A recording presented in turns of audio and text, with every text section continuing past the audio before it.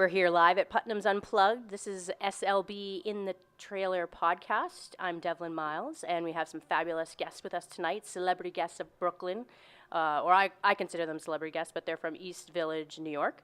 And they met in Austin, Texas in 1992. We have Pete Kennedy and Maura Kennedy. And they're a married duet couple that tour the country and the world. And they're going to tell us a little bit more about that. And they've been together and touring for 2 decades. So, and quite an impressive run of CDs. They have 13 CDs as the Kennedys and 9 compilation CDs as a solo artist and with other artists as well. So that's like quite a history of CDs. So without further ado, we have the Kennedys. Well, hello. Hi, Devlin. We're at Putnam's Unplugged in Brooklyn, Clinton Hill. And I'm happy to have you guys here. So what I want to do is I want to just start off with, just tell us a little bit about what you're doing right now. Like, what's your precedent thing happening? We can tell you a lot about what we're doing right now because we're doing a lot right now. We, as you mentioned, we've been together for 20 years, which is kind of mind-blowing from our perspective because you don't see that time going by. It's just we've been working and touring the whole time. And we thought, how do we mark this 2 decades on the road, 2 decades playing together. And we were sort of mulling it over and realizing that we were writing more than we ever have. We were just writing and writing and writing. And at one point, Pete almost said, maybe we should slow down. Like, no, we can't do that. We're not going to do that ever because writers need to write. And so we decided we were going to put out, we're going to keep on writing, not edit ourselves at all, and put out 3 albums at once to mark our 20th anniversary. So there's going to be a Kennedy's album. Pete has finished his solo album, which is going to be called Heart of Gotham. It's kind of an electric, like a rock love letter to New York City. It's a really great record. And then I've got my solo album, which is actually a collaboration between me and a California poet by the name of B.D. Love. So all 3 albums are really different. And there's 38 brand new songs that we've written on these records. That's so amazing. Yeah, That's we're amazing. very busy. That has to be a record. That has to be a record. Definitely. For us it is anyways. I don't know. We're going to look on the Guinness Book of Records for that. How many CDs in 1 month can an artist release? That's incredible. We were thinking that the obvious thing would be some kind of retrospective, whatever, like looking back at the golden years or something. And we thought, well, this is really the golden years now. So, we're eschewing the nostalgia part of the whole anniversary thing and just like charging ahead with, with all these new songs. That's a great concept, and your fans are going to adore them because I had a sneak preview last night, and they were fantastic. Some favorites that stuck out to me, I love the Firefly one. Oh, Fantastic. And I can't remember the name of the song because I'm still getting used to them, but the sort of funky one that you had Pete start last night. Be the one. Oh, yeah. That one is a hit. That is so great. And I can see it in a lot of like movies or whatever. It definitely needs to be a strong submission thing for you. Oh. And I love the song about the Williamsburg Bridge. That's the lyric in it. It's not about the Williamsburg Bridge, but it's well, it is really. Yeah. It's historical. So tell us a little bit about that. It's about the whole metaphor of like crossing a river to the promised land, which that's been in literature going back to the book of Exodus. It's like centuries old. There's always this idea of like on the other side of the river, everything's going to be great.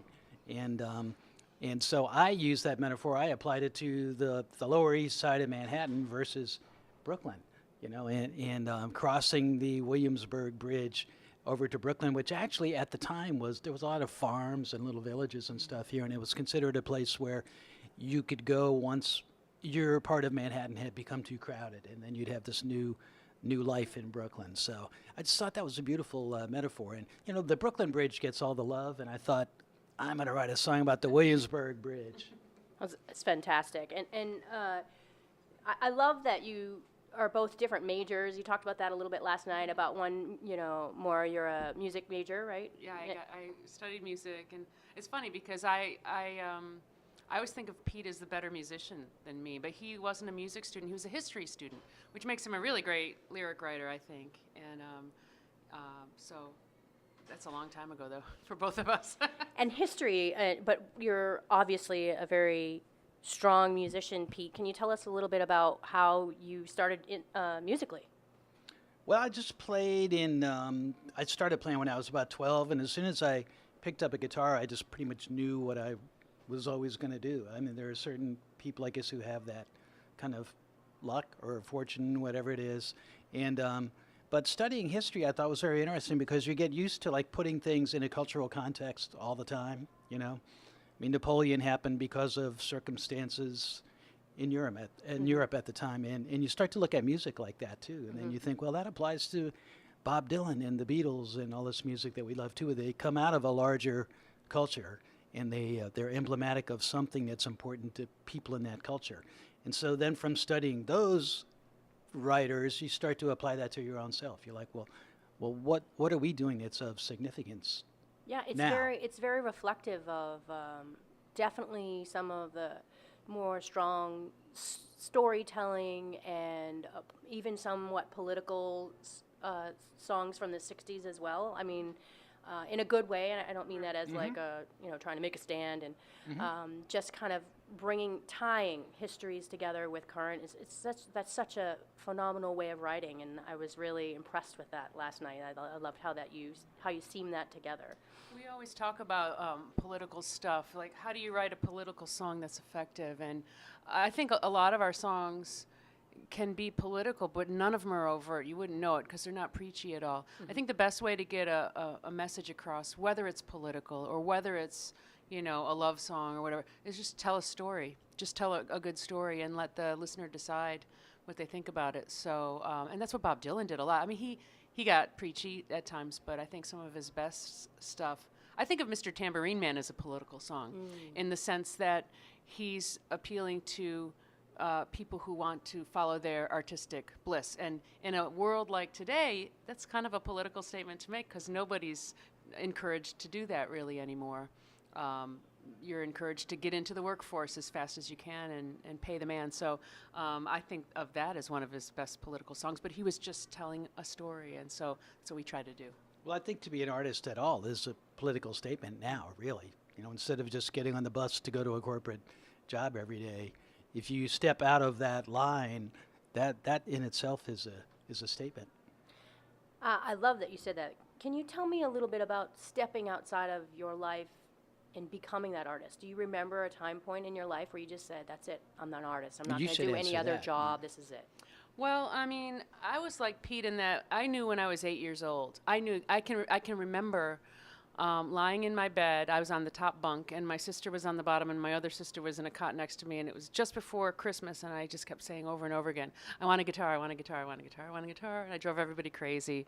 And I got a really crappy guitar for Christmas. It was warped, and it was all my parents could afford. And because it was such a bad guitar, I could play it. I ended up being able to play it really well, so when I got a good guitar, it was like fluid. It was so nice. But I knew I wanted to be a musician. In fact, it wasn't even a decision. It was just like this knowledge I was going to be a musician. And then when I got out of college, a month after my graduation, I got hit with that first student loan bill, which I, for some reason, wasn't expecting. I don't know how long I thought I was going to wait before I saw that. But I ended up getting a temp job, which turned into a permanent job for a year and a half. I was in the workforce for a year and a half. And I remember in the wintertime, I got on an airplane out of Syracuse, and I flew down to Austin, Texas, for the South by Southwest festival. It was in the late 80s, and I got off the plane. I could smell barbecue. I could hear music. The sky was blue, and it was 70 degrees, and I thought. And it was such a great music city.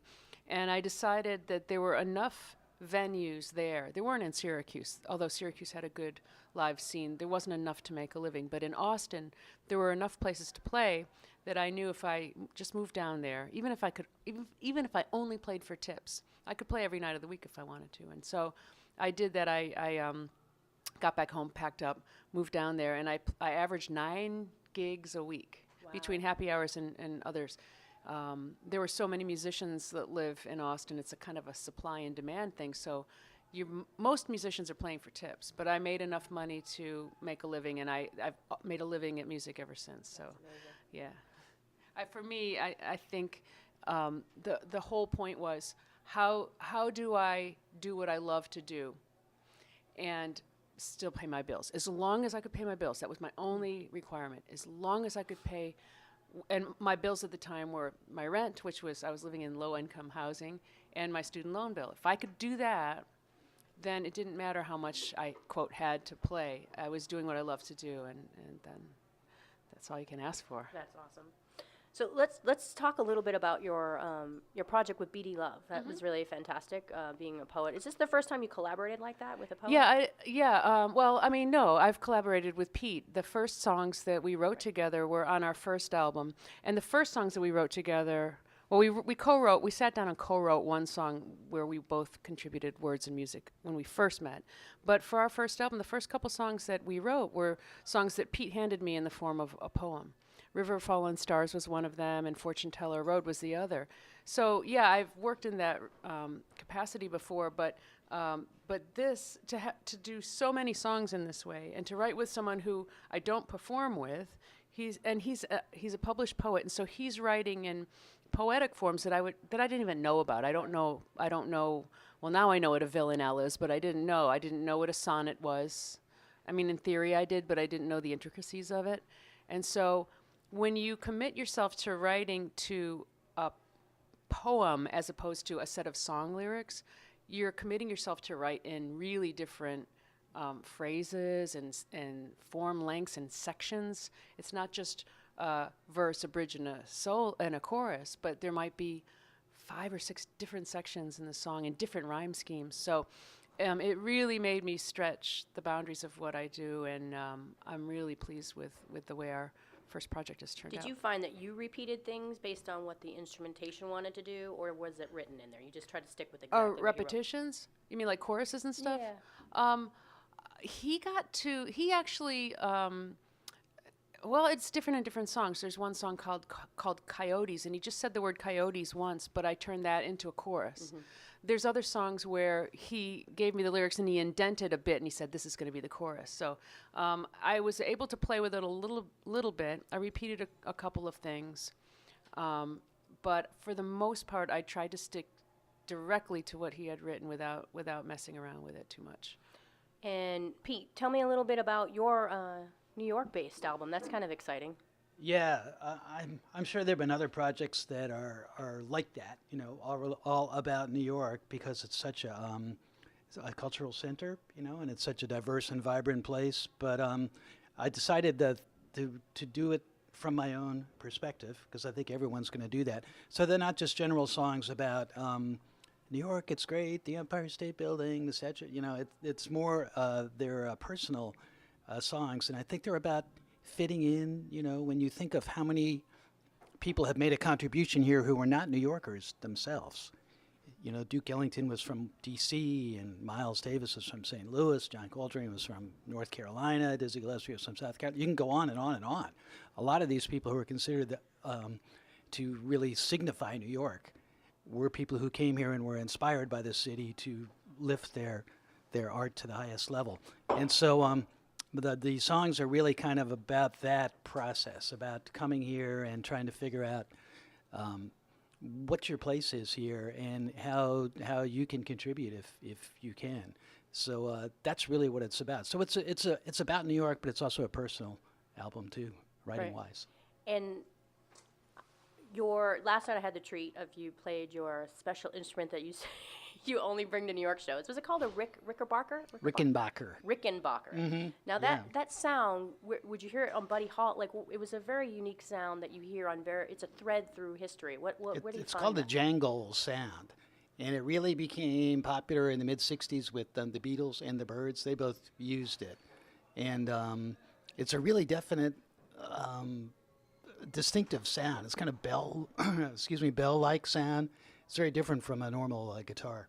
It's definitely one of the coolest things that I've heard. Like, it just live, it's very like, wow, what's that? You know, it's kind of cool.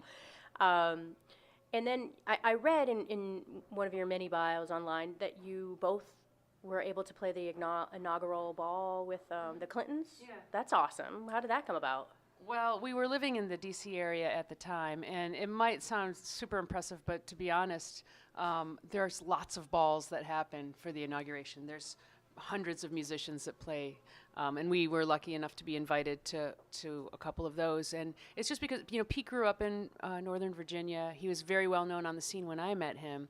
And so, and being called Kennedys, of course, it's a safe bet that we would want to play at the Clinton inauguration. We didn't get invited to either of the Bush inaugurations after that, and so we figured it must be our name, But the Clinton inauguration was amazing because the first one, because he had Aretha Franklin and Michael Jackson and Kathleen Battle and Bob Dylan and Ray Charles, and we got to see all this. I mean, there were so many great musical memories especially from that first inauguration. That's awesome. And now we're here at Putnam's tonight. We are doing a live show with the Kennedys, and there are secret celebrities here because they did a show last night at the Rockwood, which was fantastic. And so we're so happy to have them here at Putnam's Unplugged series that we just started. And we're doing a weekly podcast with SLB in the trailer. And what can we expect to hear tonight from you? Well, when we write new songs, we just start playing them right away. We don't specifically do an album, then we go out and play those songs to try to get people to buy the album, because we're active writers, so we're always writing all the time. And when you write a song, I think there's a social aspect to it. It's a little different from being a painter, I think, where you create in your studio and you just hope someone will look at the picture someday if it gets into a gallery. But when you're a performer, you get to go out and play the songs right away. So I think we'll definitely be doing some of the new songs from all three of the albums. The other thing that we like to do is, and this is sort of to keep us on our toes, and also as a thank you to the people who come to lots of our shows, is we open it up to requests. And I think tonight we are calling it an all-request show. So hopefully there will be people here that know our material and they'll ask for our songs. And so we like that, because then we'll get people asking for songs we haven't played in years, and we have to remember them, and every show is different. Yeah. And everyone who is in the audience knows that they're getting a different show. So people kind of get into that whole spirit.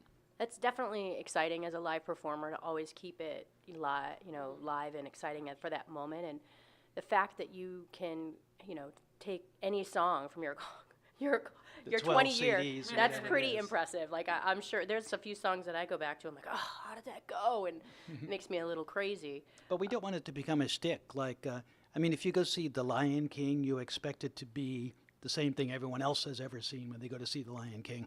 But I think this kind of music is very different from that. I think it should be happening right in the moment. And, one of the things I also want to do for this podcast is to help other indie artists that are trying to find their way about. And, publicity is such a pain, excuse me, but it's a pain in the ass, like just trying to get your name and compete with everything that's out there. And, you work hard on your songs and you hope that they'll have a life of their own and they'll take off. And a lot of times they won't just take off on their own. You really still need people to be spreading the word. So what has been your biggest struggle as indie artists through the years, and how have you overcome them? And can you think of a specific moment that was like, oh, that was a tough time? Well, I think we've seen some of the compromises that musical artists have had to make over the years. We were on a record label when we first started. Our very first two albums were on a record label, and we saw the benefits of that in that they would do things. They had a much larger network than we did, a longer reach, and they could do things to get the music out there so that people all around the country knew about us. And then the downside of that was, I won't even go into the whole story, but the typical kind of business problems that artists have with labels, because we realized how powerless we are compared to a corporate entity. And so that, I think, the struggle there was to forge a new identity for ourselves where we would not be vassals to a corporation. And so that involves building your whole thing up really from the bottom. And that's what we did, really. We manage ourselves and book ourselves, record our own records, and we can make a deal with the record label, but we're not ever going to give ourselves away or try to become a corporate brand. So, but that's really something you have to think about if you're gonna get out there and play beyond, open mic. Definitely. And then, just like on a personal note, like you've played all over. What's been one of your most memorable gigs that you're like, oh, that was just one of the coolest gigs we did? Oh my God, that's a hard one. There've Night. been so many last night. Well, actually, last night was really great because we got to the club.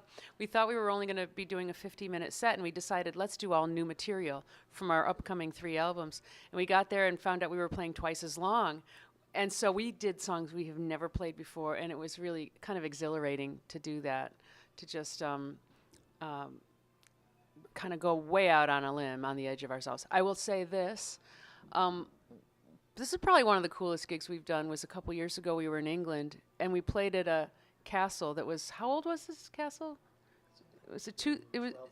it was like over, yeah, it was, Right after the Norman invasion, 1066. yeah, so it was like 1,000 years old, roughly. And to play in a place that old, we don't have that sense of history here, unless you go out to like the Anasazi ruins, but they're not, they're holes in a mountain, they're not castles, So that was pretty cool. There's lots of places. We've played so many gigs, and I think for us what always makes it the most special is the people that we meet. And I don't know, you can't really predict where you're going to meet the cool people, but you just keep yourself open and you keep the music true, and hopefully they find you. Is there any place that surprised you, with online technology is like really advanced where your music can reach? Is there anything that surprises you, like, oh my gosh, we have fans in Denmark? I do mail order. I'll send out our mail order. And this week I got 4 mail orders. One was to California, which we don't go to California that often. One, I can't remember the other one. And then one was to Japan, and then another one was to England, and another one was to Germany. So we've never played in Japan. We've played in England. We've never played in Germany. We rarely play in California. So I said to Pete, wow, maybe after 20 years, maybe we're actually catching on. I don't know how this happens, but, there's podcasts like you, and you just don't know. I think one of the things that the internet and all this modern technology with podcasts and various streams and stuff, it's opened the possibility of being discovered wide open. In the old days, you had to get on Letterman or you had to have a hit song on the radio, but there's so many outlets that you're kind of reaching a little bit here and a little bit there, and I think cumulatively there's potential to reach a lot more people. I think to follow up on that the great thing about that kind of having a niche that extends all around the globe means that your audience finds you for what you do. Whereas in the old days, if you did manage to get on a record label, they would want you, and we experienced this, they would want you to be like something else that's already a brand that's selling, because that makes their job easier. So in that scenario, you're adapting yourself to try to appeal to a market. But nowadays, you just be yourself, and individuals will find you all over the world, and they don't even know that they're part of a larger group of people. It's really amazing. I often say, like, I'm going for, and I've been saying this for years, I'm going for my 1%. I mean, I can't even quote how many billions of people are in the world, but 1% of the, I don't know, 65 billion people, I don't want to be ignorant, but would be a tremendous amount of people, and they could be in all different corners of the world. And yes, that in that situation, you could be going to different pubs and clubs and things throughout the world and playing for 7 people, but then you go to another place and you're playing for 10,000 people because that's where your music really hit home. One of the other things that I found as a writer is I'm sort of beckoned to sing the song or to write the song. Do you find your inspiration comes, how does it come? To come through dreams? What's some interesting experiences about inspiration? Talk about dreams. It's funny that you mentioned dreams because I've always written from dreams. And we have a whole album that all the songs are written from dreams. And that came out of a workshop that we led that was basically teaching people how to remember and record their dreams and get inspiration from them and write. So I do that a lot, and I've done that since I was very young.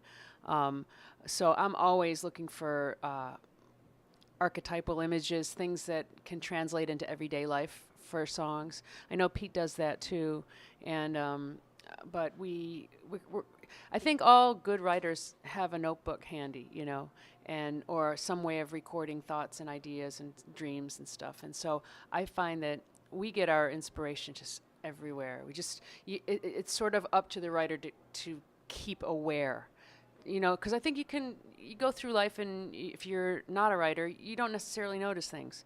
But you know, comedians, they do the same thing. They listen and they look and they find things that are not just amusing, but amusing in a common way to people that other people can relate to. And we do that as writers too, I think.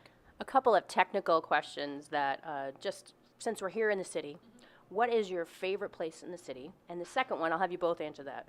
And who are you currently listening to? Since we're always under the influence of other artists, who are artists that you draw inspiration from now?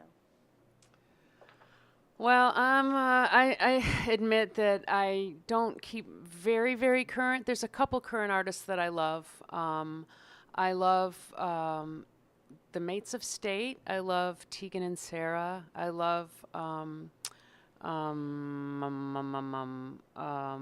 I like First Aid Kit. Have you seen them? They're really No, they're cool. to check them out. I love what's their name? Fleet Foxes. I love them. I like their first album better than their second album, but still. I really like, what's her name? See, I'm an old lady, so I forget. The And names. your favorite place in the city, maybe that artist will come back to you. My favorite place in the city? That you like to go and just like that's I where mean, you I like love going to the parks. I love going to Union Square. That's our park. I love going to Washington Square. On the way to Washington Square, between our house and Washington Square, is the Brevoort, which is where Buddy Holly lived until he died in his last 6 months of his life. So that's like walking by a holy shrine to me. So you walk right past Buddy Holly's apartment and then through the arches. That's always kind of awe-inspiring for me. I love Central Park. I really like the open spaces. Awesome. And Pete, where's your favorite place in the city and your inspirations? Well, speaking of parks, the High Line is my favorite park. Definitely. Yeah, I love to walk the High Line, and I always take a lot of iPad pictures when I'm on the High Line, so I have a whole big album of those. But my favorite place to hang out is the Strand Bookshop, and I go there every day because we live just a couple blocks away. So I know where every book is in the Strand, and so yeah, those would be my favorite hangouts, definitely in New York. And then who are you listening to currently? Do you have artists that you... Well, I don't. I mean, we talked about my degrees in history, so I don't really make an attempt to sort of be hip about everything that's current right now, especially since that changes all the time, and it should change all the time. I wouldn't have any time to be a history major, if I tried to keep up with that all the time. So I kind of identify different time periods. Like definitely a couple of years ago, I got stuck on Paris around the turn of the 20th century, around the early 1900s, and I'm still really fascinated by that. And then lately I've been working actually on an archival project that's related to a jazz musician in New York who was active in the 1950s.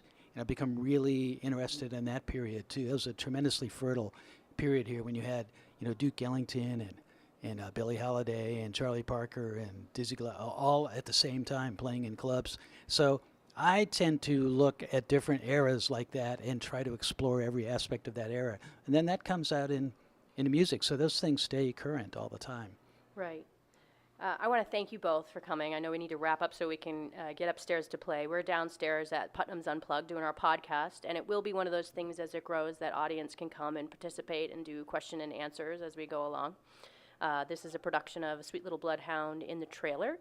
So I want to thank the Kennedys for coming. But before we sign off, I do want you to let our listeners know where they can find you online and follow you and fan you. And well, we're on all the social networks. If you go to www.kennedysmusic.com, there's links to all of our pages, Twitter, Facebook, and all that stuff. But if you're going to Google us and you Google the Kennedys, you're going to get a whole other thing. So I suggest Googling the Kennedys and throw in the word music, and you'll find us. Great. And then I noticed on Twitter it's Kennedy's The, right? At Kennedy's The. Yeah, Kennedy's The. Someone else had it, probably. Yeah, someone else got There's it. another group, I think, called the Kennedys that's like a different kind Not of for genre long. music. Not for long. Good. We're happy to hear that. So, again, we want to thank you for coming. We're going to set up upstairs, and this is an SLB In the Trailer copyright production. Thank you again. Thanks so See you much next for week. having us. Back to some new stuff. We're going to do This is a song we wrote for our duo album, also out in March.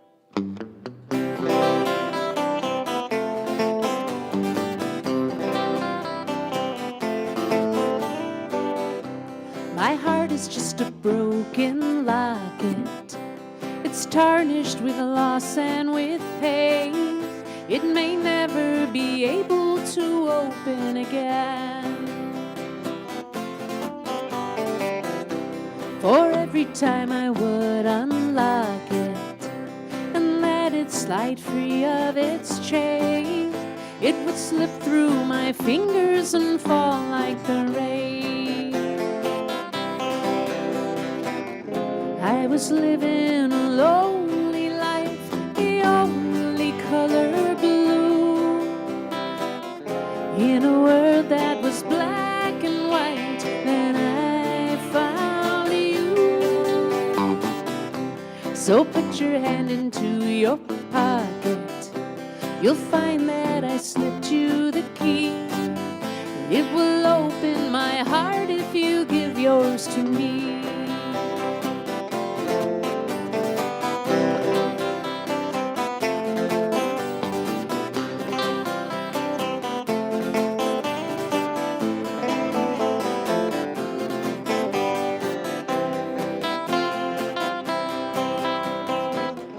I was living a lonely life, the only color blue, in a world that was black and white. Then I found you.